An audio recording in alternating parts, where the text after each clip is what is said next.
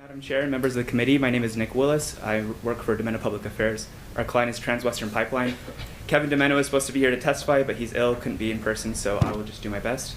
We're very grateful that you are running this bill again, Madam Chairman, because this bill does bring predictability to pipelines and for rural school districts. This bill, like was stated by staff, which did a great job explaining, it's a repeat from last year. We're calling them the COVID creator bills, those that didn't pass.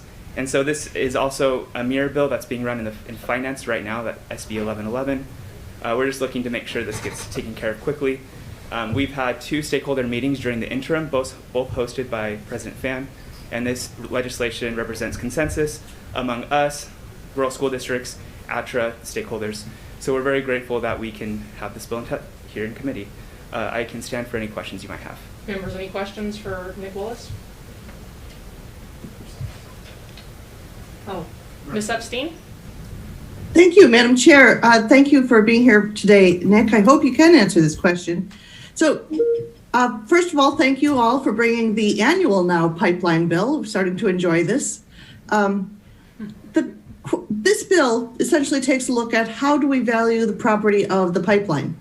And it looks as though we're talking about one method that starts with the book value and includes how much income can this company get from it, and another that is called market value. Now, it seems to me that if the pipeline suddenly lost market value for whatever reason, then we certainly would want them to be able to be assessed at the market value, whatever that is. So my first question for you is market value defined in law at all? Madam Chair, Representative Epstein, this bill specifically speaks to what happens when there's a disagreement between the pipeline and ADOR. It doesn't actually touch the formula itself and how that's evaluated. The formula is pretty complicated, but it works well once a pipeline is established for a long period of time. But we had new pipeline that was built, and that's why this first started. So this does not affect the current valuation formula, just when there's litigation. Yes, Ms. Epstein. Thank you, Madam Chair. If I may, I'd like to I have about 3 questions for Mr. Willis. Okay. Just so you know, this bill was a consensus agreement between the pipeline and DOR. It's the exact same bill we heard last year. Right. I appreciate that. Thank you for sharing that. I just would like to be able sure I can explain it to my constituents when they ask. Sounds good. So, Mr. Willis, I didn't hear you answer that market value is defined in law, and I can appreciate if you don't know. I recognize you're here instead of Mr. Domeno, so that's fine. But so I think market value is something that it sounds like DOR just determines what it is, because I don't see it defined in law. But my next question for you then is, the 3 situations in which we would use this bill include the first one, which is when the market value is less than the base value that's determined based on book value and a number of other factors. And so that calculation, it seems to me that calculation does include market situations and how much income can this pipeline generate for the company. So would that be accurate? Isn't the other calculation, does that also include market information? Can someone please turn off their microphone if they're getting messages? It's kind of reverberating in here. Thank you.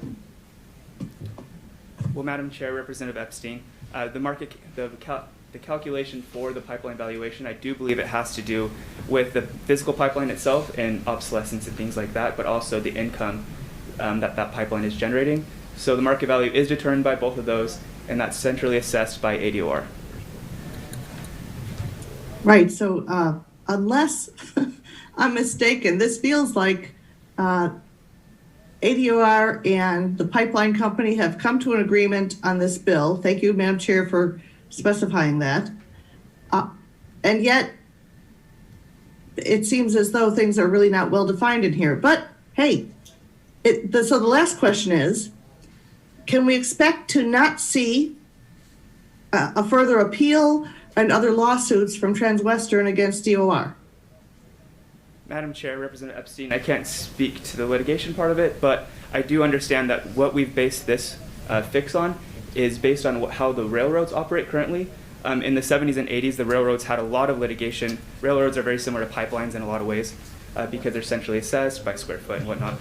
So anyways, the pipeline is going for a fix like the railroads used. Railroads haven't had any litigation since this fix has been implemented, and our lawyers in ADOR, we're all very confident this will be a good fix moving forward so that we don't have this issue. Thank Mr. you. Willis. That's a great explanation. Great. Okay, well, thank you so much, Nick. Yep. Madam Chair, are there other individuals wishing to speak? We have no one else wishing to speak. Wonderful. Seeing no further public testimony, Madam Vice Chair, can you please move the bill?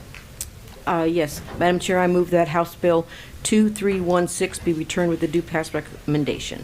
Members, the question before you is that HB 2316 receive a due pass recommendation. Secretary, please call the roll. Representative Cano? Aye. Representative Cobb? Aye. Representative Dunn? Aye. Representative Epstein? Aye. Representative Grantham? Aye. Representative Kaiser? Aye. Representative Powers Hanley? Madam Chair, may I explain my vote? You may. Thank you, Madam Chair. So I'm going to vote yes on this today. I think that Representative Epstein has raised some very good points about how it's valued. I also want to make sure that the schools are held harmless. I see that the Tucson Superintendent of Schools is supportive of this, and so I will vote yes today. But I reserve the right to vote no if all the ducks are not in a row when it comes to the budget and holding schools harmless. Thank you. Representative Sierra? Yay. Vice Chairman Barton? Aye. Chairman Bullock? Aye.